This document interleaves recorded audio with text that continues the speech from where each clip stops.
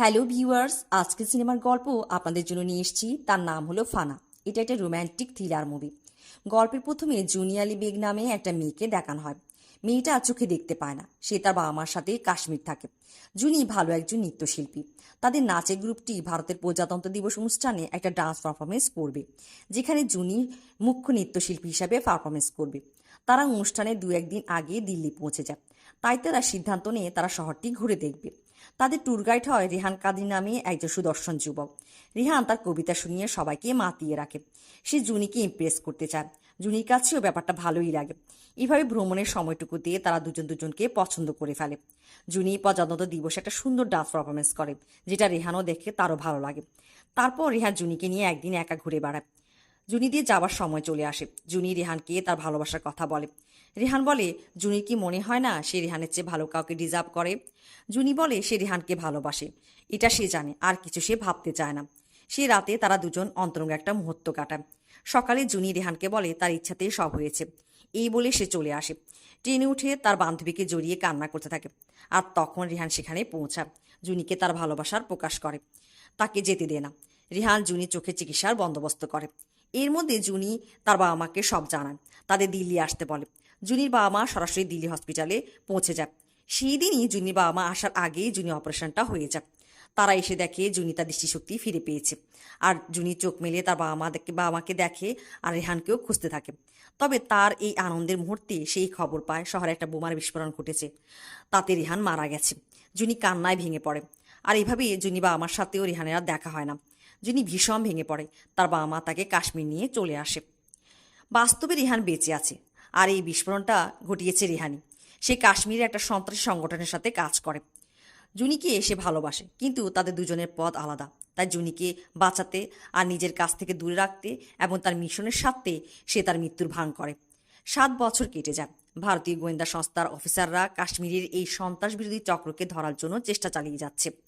ওদিকে দেখানো হয় রেহানকে। সে এখন কাশ্মীরে। রঞ্জিত নামে একজন আর্মি অফিসার, যে কিনা কাশ্মীরে ট্রান্সফার হয়েছিল, তাকে মেরে তার ছদ্মবেশ নিয়ে একটা পারিবারিক টিকার ডিবায় চুরি করতে এখানে এসেছে। যেদিন আর্মিরা মিসাইল টিগারটি দিল্লির উদ্দেশ্যে নিয়ে যাচ্ছিল, সে বিমানের মধ্যে অন্য অফিসারদের কফিতে বিষ মিশিয়ে দেয়। তাদের মেরে গ্রেনেডের বিস্ফোরণ করে। টিগারটি নিয়ে প্যারাশুট দিয়ে নিচে নেমে চলে আসে। তার মিশন সফল হয়। তবে ভারতীয় গোয়েন্দা সংস্থার অফিসার মালিনী ত্যাগী তৎক্ষণাৎ তা জেনে যায়। একদল সৈন্য পাঠিয়ে দিয়ে সেই জায়গা। তারা রেহানের পিছু করে, আর তাদের গুলিতে রেহান গুরুতর আহত হয়। কাশ্মীরে একটা প্রত্যন্ত বাড়িতে রেহান আশ্রয় নেয়। আর ঘটনাক্রমে বাড়িটি হয় জুনিদের। রেহান সেখানে গিয়ে বেহোশ হয়ে পড়ে যায়। জুনির বাবা জুলফিকার রেহানকে প্রাথমিক চিকিৎসা দিয়ে সুস্থ করে তোলে। রেহান জুনি ও তার বাচ্চা সম্পর্কে জানতে পারে জুনি বিয়ে করেনি। বুঝতে পারে বাচ্চাটি তার আর জুনির। তুষার জ্বরের কারণে তাকে জুনিদের বাড়িতে কয়েকদিন থাকতে হয়। তাদের ছেলের সাথে তার একটা মেলবন্ধন হয়ে যায়। আর জুনি ও রেহানের সাথে চলাফেরা ও কথাবার্তার মাধ্যমে রেহানকে চিনে ফেলে। জুনির বাবা যখন রেহানকে বলে সে কেন জুনিকে ছেড়ে চলে গিয়েছিল, রেহান বলে সে একজন আর্মি স্পাই। তার জীবনে অনেক ঝুঁকি, তাই সে জুনিকে তার জীবনের সাথে জড়িত করতে চায়নি। আর এখনও সে একটা মিশনই আছে। তারা তা বিশ্বাস করে। জুনির বাবা জুনির সাথে রেহানের বিয়ে দেয়। একদিন জুনির বাবার একজন বন্ধু, যিনি একজন রিটায়ার্ড কর্নেল, তাদের বাসায় আসে। তারা গল্প করছিল। রেহান বলে তার একটা ফোন করতে হবে। জুনির বাবা বলে কর্নেলের বাসা থেকে রেহান ফোন করতে পারবে। এর মধ্যে গোয়েন্দা পুলিশ মালিনী ত্যাগী টিভিতে এটা প্রচার করে যে একজন টেররিস্ট ভারতীয় সৈন্যদের কাছ থেকে মিসাইল টিগার চুরি করে কাশ্মীরে লুকিয়ে আছে, আর বলে যে সে গুরুতর আহত হয়েছিল। জুনির বাবার সন্দেহ হয়। তিনি রেহানের ব্যাগে টিগারটি খুঁজে পেয়ে যায়। জুনির বাবা রেহানকে কর্নেলের বাড়িতে ফোন করার কথা বলে বাড়ির বাইরে নিয়ে আসে। রেহানকে টিগারটি দেখিয়ে জিজ্ঞাসাবাদ করে, আর তাদের মধ্যে হাতাহাতিতে জুনির বাবা পাহাড় থেকে পড়ে যায়।